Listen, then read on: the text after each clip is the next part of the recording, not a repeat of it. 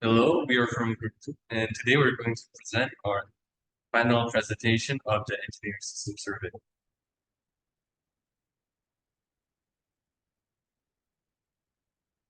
So in our group, the members are me, Johannes, Kenneth, Effrien. Me, Rifki, Syauqy. Me, Intan Raissa. Me, Donovan, Simatupang. And me, Razan, Maulana, Azeemy. Our presentation consists of logbook, object description, phenomena and problem identification, system theory, limitation, problem focusing, problem formulation and the need statement, optimization and evaluation, system evaluation, decision analysis using the EMB method, and lastly, the proof. So now I'm going to explain about the logbook of all our findings during the survey. So our first survey is at Saturday and at 24 February of 2024. And what we did at this date was photographing and scouting and also applying our permits to the management first. And the report consists of only the documentation of Rumah Sakit Siaga Raya. And the output, like mentioned before, is the documentation. Next, our second survey is done on Monday, 26 February 2024.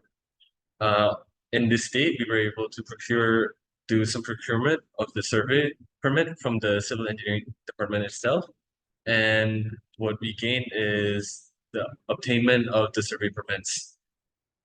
Next is Tuesday, 27 February 2024, where we did our surveying of Masakit Simpangan Depok, while also applying the permits to the management. We also did some documentation for this hospital, and the output of this activity is a few documentations and of the public spaces since we were not able to get permission. And then for the fourth date is Tuesday, 27, 2024, where we did some surveying of the Rumah Sakit Medika Cisala and also doing the applying of the permits to the management once again. For this date, we were able to do some documentation of the hospital, but alas, we were not able to get permission from this hospital. For our fifth date is Thursday, 29 February 2024. We did some photographing and scouting and applying permits to at SUE, and unfortunately, uh, we were unable to get any updates, so we did not continue surveying for this hospital. And then on Monday for March 2024, we did photographing and scouting to RSU Kota Tangerang Selatan, while also applying our permits to the management. So the output of this first real survey is a couple of documentation and photographs, and we were able to find some phenomena in the rumah sakit itself. And at this time, we were also waiting for the permit to be accepted by the management. And on the same day, we were able to obtain a lot of information which we used in our analysis. And Monday, 18th March of 2024, we were able to follow up on the permit paperworks, and the hospital demanded for documents for permits of extra surveys.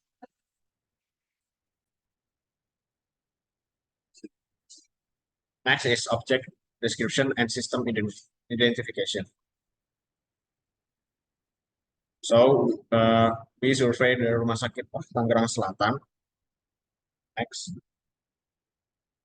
Here's the front view and the side plan sourced from Google Map. So the location is in Pamulang, Kota Tangerang Selatan, Banten.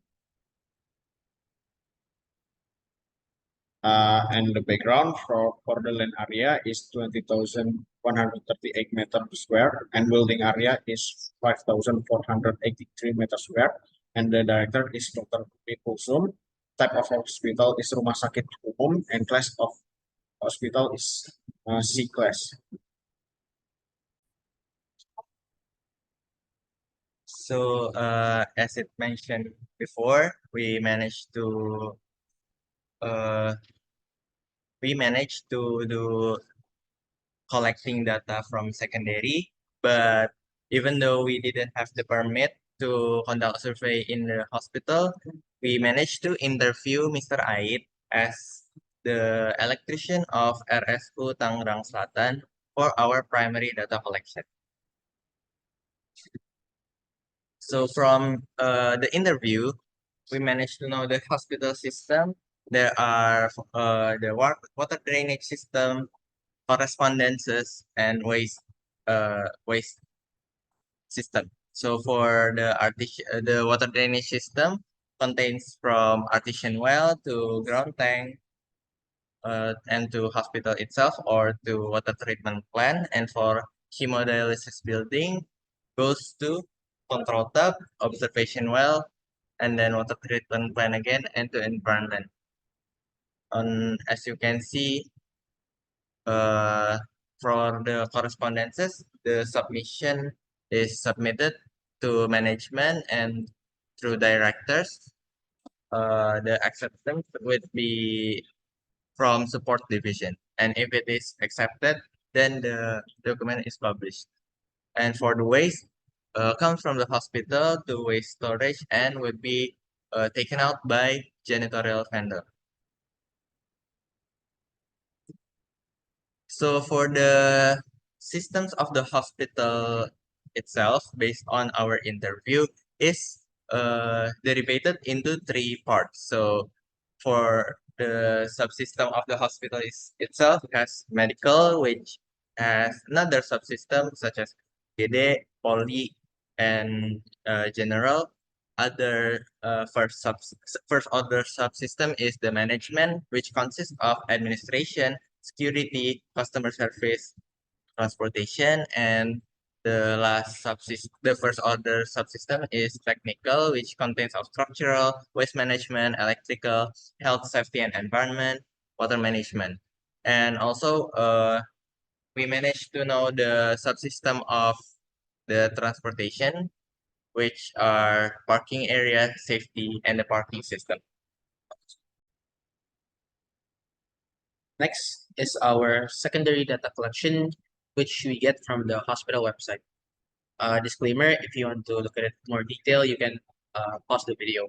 First one is the outpatient emergency flow, where you can see the arrival of patients until the process of it being taken back.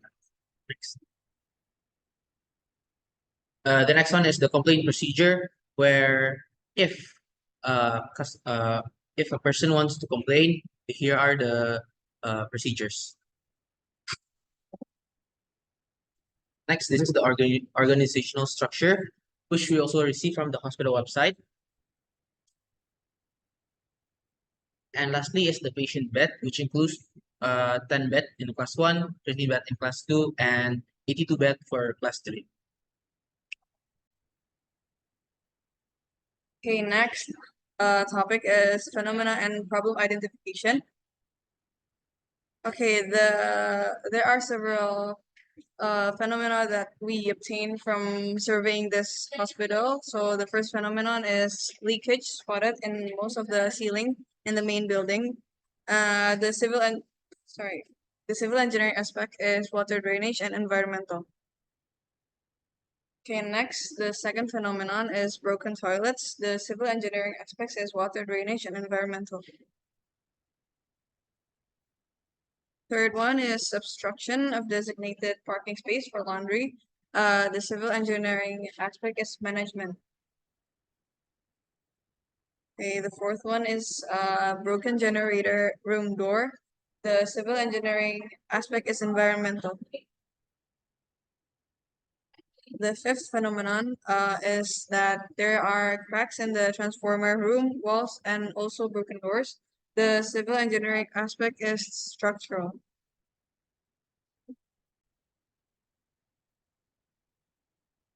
So the sixth phenomenon that we have observed is actually no boundary lines for the parking lot itself, and we classify this in transportation.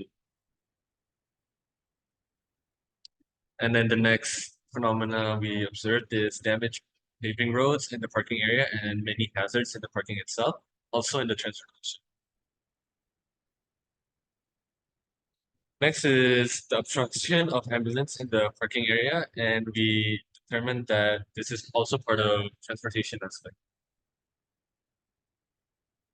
Next is wood material waste that is not stored in a proper area, and we classify this in environmental. The next phenomenon is an unused and vandalized security post, which we designated as management. Next is the unprofessional parking system or parking crew, which can be seen in the picture, and we consider this a transportation problem. Next is cars not parked properly, and there are also no markings spotted in the parking lot itself. This is considered a transportation aspect. Okay. From all of the phenomenon, we made structurized problem identification, which counted structure, transportation, environmental, and management. From the structure is damage to paving blocks, leak in the ceiling, cracks in the transformer. Environmental is what material waste, broken generator doors, the broken toilets. From the management is the absence of a parking attendant. The management in the hospital is slow paced. The human resource for wiring, electrical, and piping technicians. And from the transportation, the obstruction of the parking spot, no boundary lines of on the parking space, the obstruction of the ambulance, and cars not being parked correctly. Next. Next is system theory, limitation, and problem focusing. So for the system theory, since the problem before needs a solution that relates to the realm of policy change or determination, most relevant and appropriate approach to use is the decision-making process approach, which the first one is identify the problem, second one is establish decision criteria, the third one is with the decision criteria, next is generate alternative, next evaluate the alternative, six is choose the best alternative, seven is implement the decisions, and the last one evaluate the decision.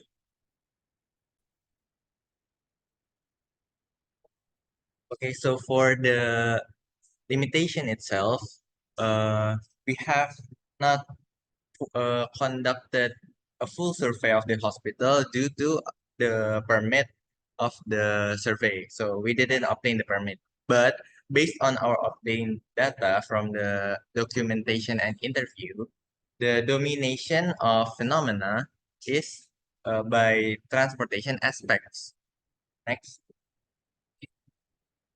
So our focusing or scope from now on would be the hospital, and the subsystem is the transportation, and the subsystem again is the parking area or parking system safety.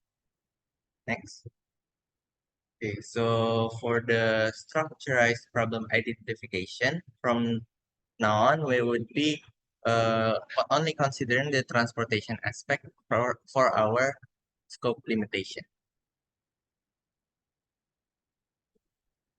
And for the problem formulation, our focus problem, we have the issue of cars are not parked properly because of there's no markings. The cause of that would be there are no guided parking area in the parking space, and the impact would be there would be a lot of haphazard in parking area. And another issue would be unprofessional parking system or illegal parking system. The cause is that the poor management does not provide the integrated parking system, which has an impact that it is not recorded well by the system for vehicles in and out from the hospital. And the last issue that we observe is that the obstruction of ambulance in the parking lot. The cause for this would be there is no designated parking area for the ambulance, and the impact is that it causes difficult mobility for ambulance. Next. Okay. So for the next chapter, problem formulation and need statement. Next. So for the need statement itself, let's review a bit. Our main problem is that because of lack of proper parking system to regulate parking, the current parking area of the hospital is uncoordinated and overcrowded. So we formulate our needs. We desire that the required needs for the hospital is a neat and maintained parking space. And we list our criteria and weight it.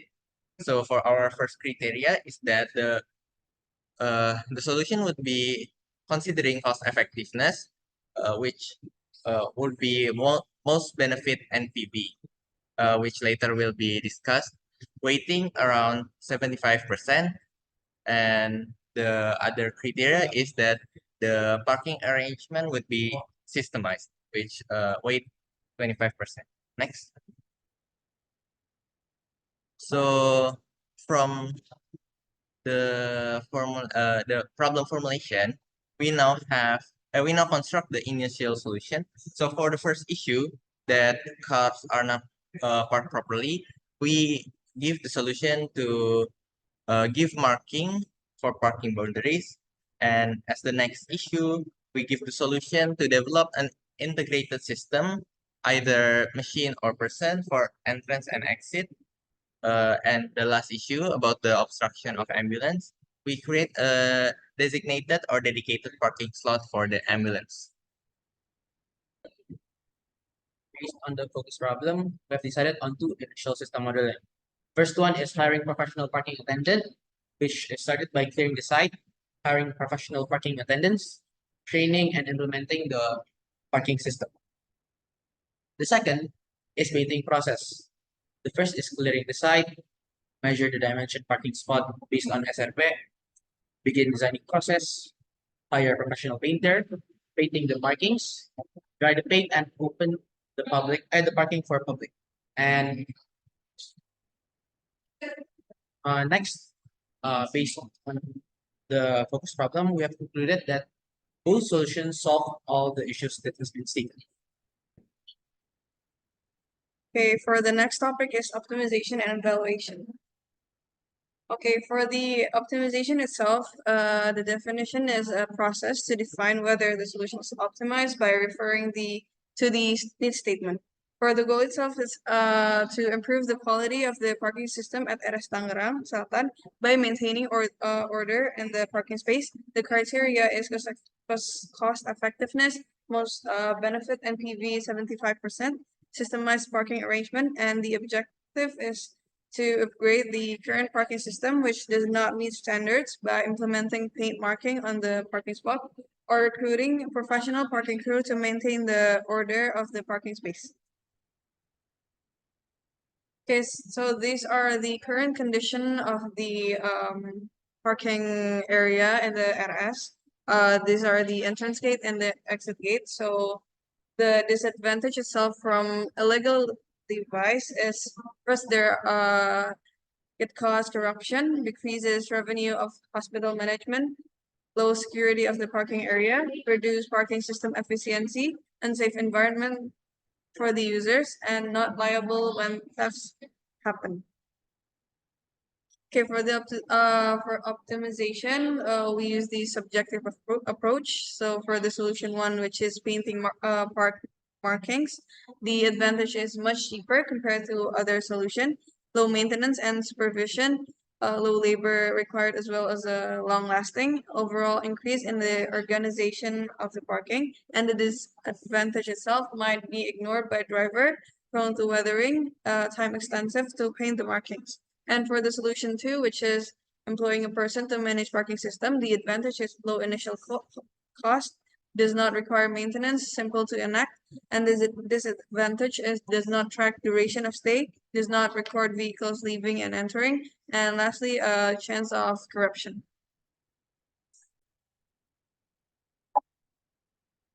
Next. Okay. For the next topic is estimate outcome. We already calculate on Excel for the both solution. First one is apply marking with paint. Initial is paint and professional painter. Total is 53 million rupiah, and for the maintenance is in total is 13,117,000 rupiah. The maintenance is per 2 years. For the second solution is employing 4 parking officers, and the price is per month. Per month is 2 million rupiah. Duration is 12 months. The estimate total per year is 96 billion rupiah. Okay, now since we have created a basic analysis and estimation of the cost of both solutions, I will now explain the cash flow diagram of the painting marking solution. So like mentioned before, the initial output would be 53 million, and every 2 years there will be maintenance which will be done to conserve the markings, and this will cost around 13 million rupiah each 2 years. Now I will explain the cash flow diagram of our second solution, the professional parking officer. As calculated in the Excel, we have determined that each year in an interval of 10 years, we have decided that each year the cost would be around 96 juta. Okay, so a little bit revision. The first or the base year at year 0 is actually 0 because we haven't made the contract with the professional parking officer. Next. So now we are going to discuss the economic analysis for our system evaluation using the net present value analysis method. So for the first solution, our net present value would have the interest rate of 13.8%. Next. And this is the table for our second solution, which is employing a person. We does the same. We input the interest rate of 13.8% due to inflation. Next. So for the sum of the present value cost of the first solution is 85 million rupiah, and for the second solution, which the sum of present value cost is 535 million rupiah. So for the calculation of the NPV itself, the NPV is the present value of benefits subtracted by present value of cost. The reason of our benefit is 0 because um, we didn't consider to put ticketing to make the customer of the hospital pay for the parking, so our benefit is 0, and the NPV and our NPV for the first solution is minus 85 million, and for the benefit cost ratio is 0. Also for the next solution, our NPV is minus 535 million rupiah, and the BC cost ratio is 0. Next. For another analysis method, we use equivalent annual worth analysis, which the formula is can be seen as in the slide. So over the year, we managed to forecast 10 years to the future, in which the 97 million rupiah for the first solution would be just 16 million in the 10 year, and so on for the second solution.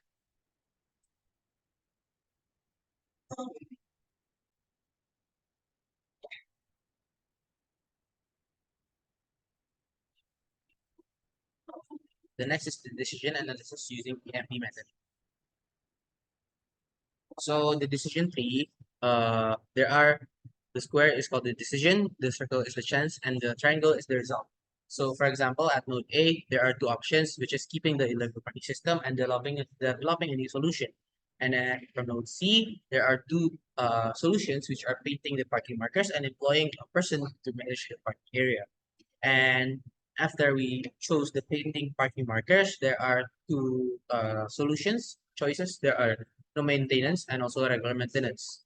And if we don't do the maintenance, there will be an 80% chance of it weathering and 20% chance of it still being in a good condition.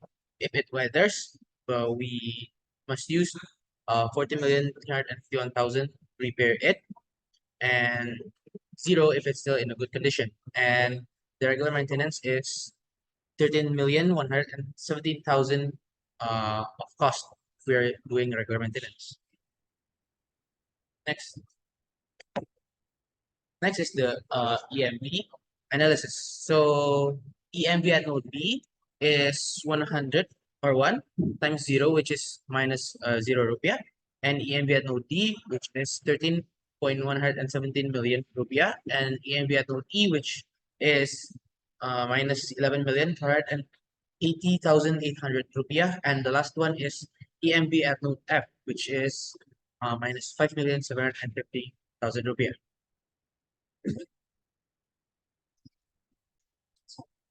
Okay, after all the discussion, we have made into the conclusion that even though the EMP analysis shows that painting for the marking is the least economical solution, however, based on the economic analysis methods through EAW and NPV analysis, the painting for marking solution is shown to have the most economical solution, and it is based on our weighted criteria. And here is our source and reference for example, for the paint price and also painting service for maintenance. But since there are many references, we will link it in the description. Please check it out if you want to know the detail about our reference. Thank you for your attention. Thank you.